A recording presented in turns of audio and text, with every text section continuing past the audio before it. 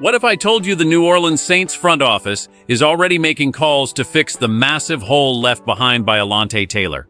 After a quiet stretch that left fans panicking over the secondary, internal sources are buzzing about a potential veteran trade that would solidify this defense instantly. The depth chart looks thin, the free agency pool is drying up, but a new opportunity just emerged out of Indianapolis that matches exactly what Mickey Loomis loves. Is this the move that saves the secondary, or a desperate gamble? We just got word on a specific name. Kenny Moore, too, is the name currently circulating inside the building as the Saints look to stabilize a secondary that took some heavy hits during this free agency cycle. The news coming out of Indianapolis is clear. Moore and the Colts have mutually agreed to seek a trade, and the timing couldn't be better for New Orleans. Following the departure of Alontae Taylor, the Saints have been scouring the market for a reliable nickel corner, who can play with the aggression and intelligence this scheme demands.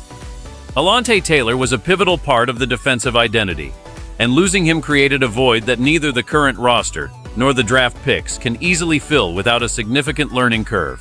Moore is entering the final year of his contract, and with the Colts looking to go younger, he becomes the ultimate trade target for a team that is built to win now. My sources indicate that the Saints front office is evaluating the cost, which is expected to be relatively low given his age and contract status. Moore ranked in the top 40 cornerbacks last season, according to PFF, proving he still has plenty of juice left in the tank. He is widely considered one of the best slot defenders in the entire league, a position that is essentially a starting role in today's NFL. The Saints have added pieces like Travis Etienne and Noah Fant on the offensive side, but the defensive secondary remains the biggest question mark on the board. While names like Jermod McCoy or Mansour Delane are being discussed for the 8th overall pick, a veteran presence like Moore would allow the team more flexibility in the draft. Imagine a secondary where you don't have to worry about the slot because you have a proven veteran who is elite against the run and sticky in man-to-man coverage. The fit seems almost too perfect on paper, but there is one specific detail about his play style that makes him the priority over every other available option. We are looking at a player who doesn't just cover, he changes the way you can call a defense from the sideline.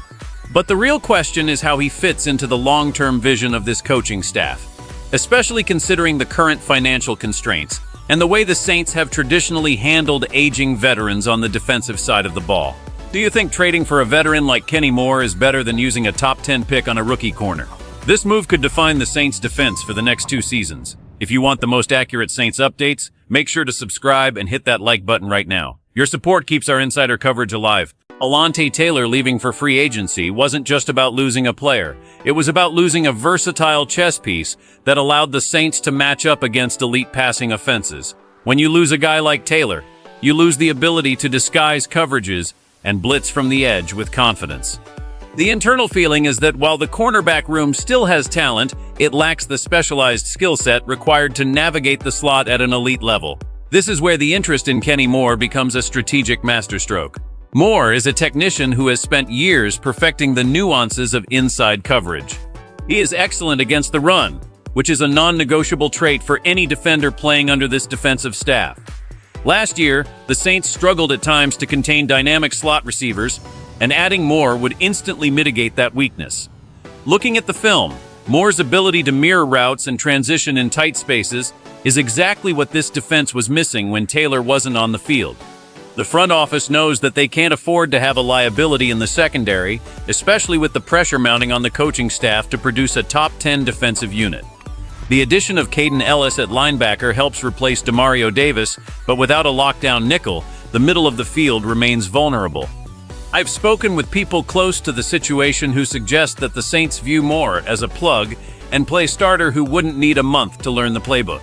His veteran leadership would also be invaluable for the younger defensive backs currently on the roster. While Moore doesn't put up eye-popping interception numbers, his consistent grading in man-to-man defense is what has caught the eye of the Saints' scouts. They aren't looking for a ball hawk as much as they are looking for a reliable stopper who can take away an opponent's best secondary option. The price point is the key here. Because Indianapolis is willing to facilitate a trade, the Saints might be able to snag him for a mid to late round pick, which is exactly the kind of efficiency Mickey Loomis targets.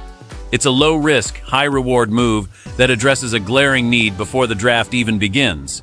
This would allow the Saints to focus on other areas of the roster with their premium picks, potentially looking at the offensive line or even more pass rush depth.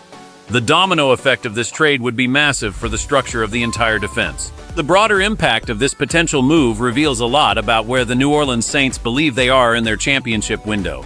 By targeting a veteran like Kenny Moore, the front office is signaling that they aren't interested in a slow rebuild. They have already committed significant resources to the defense by bringing in Travis Etienne and Noah Fant on the other side of the ball, and they clearly feel that one or two more veteran pieces could make this a playoff-caliber roster. The decision-making process here is heavily influenced by the current state of the NFC South. With the division up for grabs, the Saints see a pathway to the top if they can just shore up the secondary. If they don't make a move like this, they are forced to rely on the draft, where pick number 8 becomes a stressful decision. Do you take Jermud McCoy and hope he develops quickly, or do you take the best player available and worry about the slot later? Bringing Moore in removes that pressure entirely. It allows the Saints to be opportunistic in the draft rather than desperate. From a locker room perspective, the departure of leaders like Demario Davis and potentially Cameron Jordan has created a leadership vacuum. Moore is a respected veteran who has seen it all, and his presence could help stabilize a unit that is going through a significant transition. The future of this franchise depends on these calculated risks. If Moore comes in and performs at the top 40 level he showed last season, the Saints' secondary becomes one of the most formidable in the conference. If they pass on this trade and the draft doesn't fall their way, they could be looking at a major regression on the defensive side of the ball. The front office is currently walking a tightrope between managing the cap and staying competitive, and a trade for Moore fits perfectly into that narrow margin. He provides immediate value without breaking the bank. As we move closer to the draft, expect the conversations between New Orleans and Indianapolis to intensify. This isn't just a rumor. It's a logical progression for a team that needs to fix its secondary issues before training camp begins. The impact on the field would be felt from day one, giving the defensive coordinator a veteran he can trust in high-leverage situations. It's about more than just one position. It's about the stability of the entire defensive scheme heading into a make-or-break season for many people in that building. Ultimately, the pursuit of Kenny Moore represents the Saints' refusal to accept mediocrity even after losing key starters like Alontae Taylor. This move would signify that the front office still believes this core can compete at the highest level if given the right supporting pieces. For the fans, it's a sign of hope that the holes on the roster aren't being ignored. It shows a proactive approach that balances the need for veteran experience with the reality of the team's salary cap situation. If this trade goes through, the narrative of the Saints offseason shifts from who did they lose to how did they get better. It's a move that respects the tradition of strong defensive play in New Orleans, while acknowledging that the roster must evolve. The meaning of this move goes beyond the football field. It's a statement of intent from Mickey Loomis and the entire organization. They are willing to be aggressive, they are willing to trade, and they are willing to do whatever it takes to ensure the Saints remain a threat in the NFC. The loss of Taylor was a blow, but the arrival of Moore could be the upgrade no one saw coming a month ago.